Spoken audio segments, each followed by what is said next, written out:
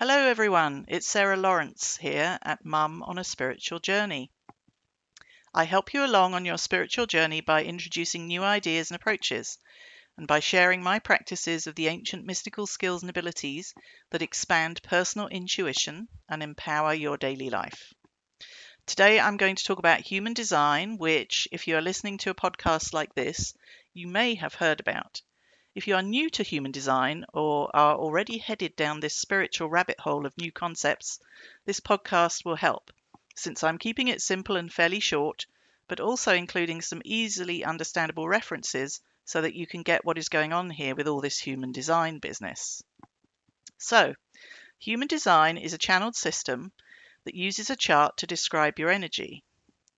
It's kind of a cake mix of the Hindu chakra system, layered with the Kabbalah or Tree of Life, Western astrology, ancient archetypes known as gates or hexagrams from the Chinese I Ching, and a sprinkling on top of quantum physics through references to our unique DNA chemistry.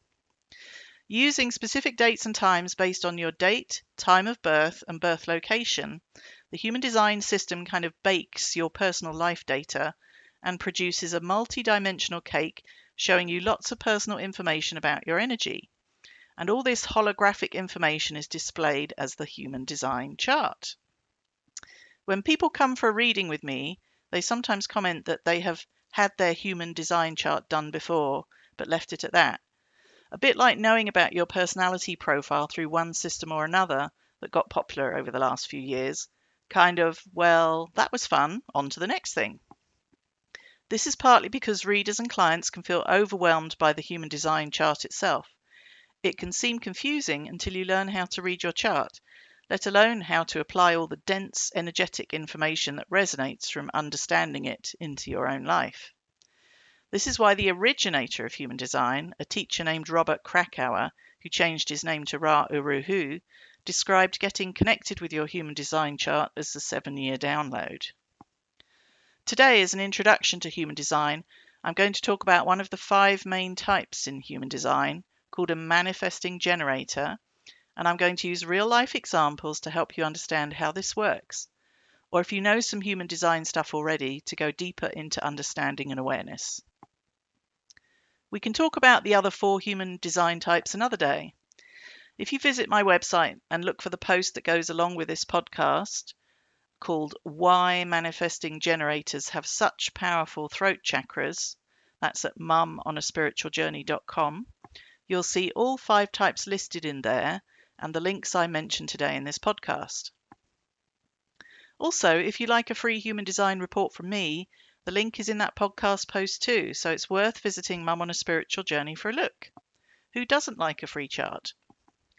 So, on to manifesting generators. What are they? There's a manifesting generator in my People magazine. On Fridays, I get the People magazine since it's about one of my favourite interests, the nature of people.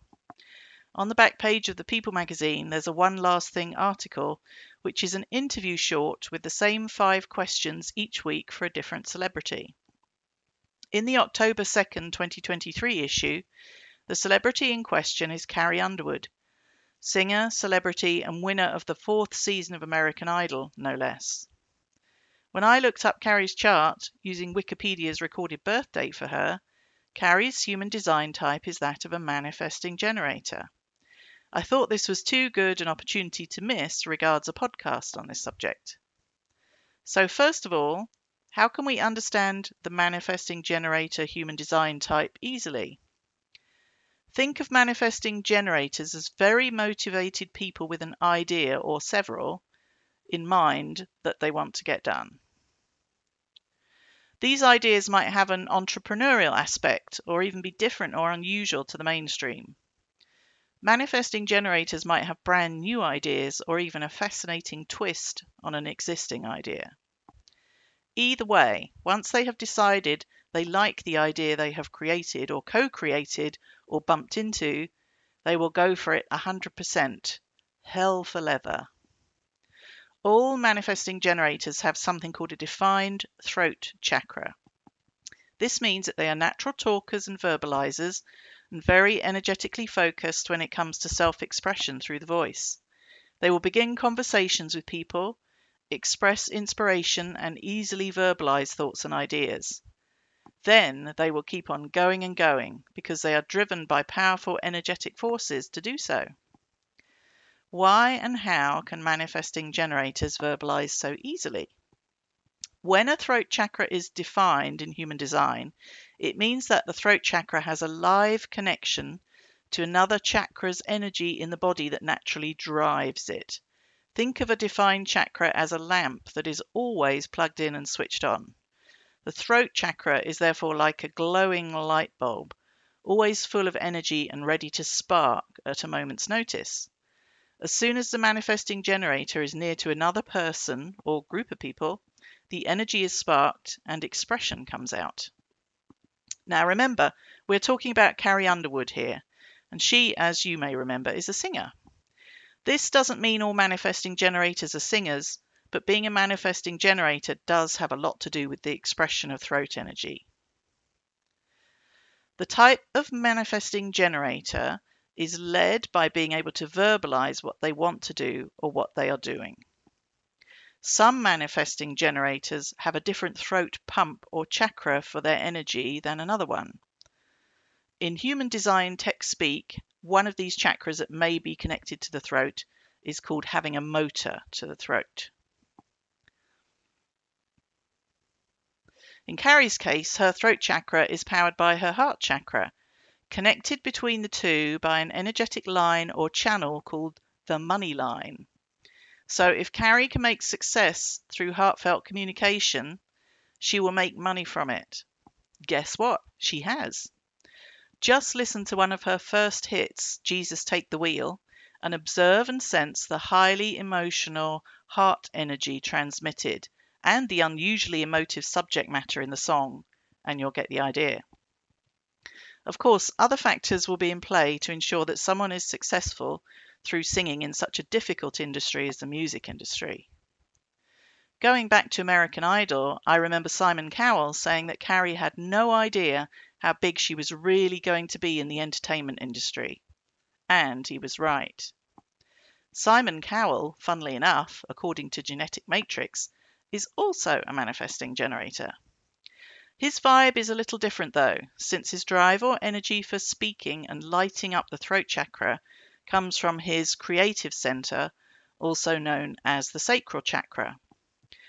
Lots of people are innately powered by the sacral chakra, and both Carrie and Simon are no exception.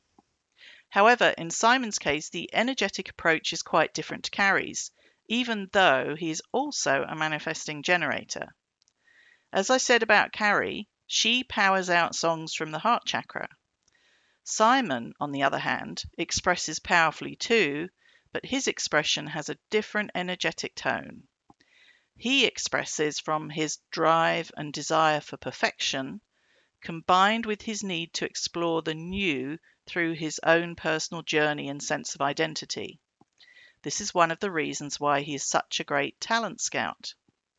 Simon is very clear about who he is and that he needs to follow an unusual path in his life based on his gut instincts.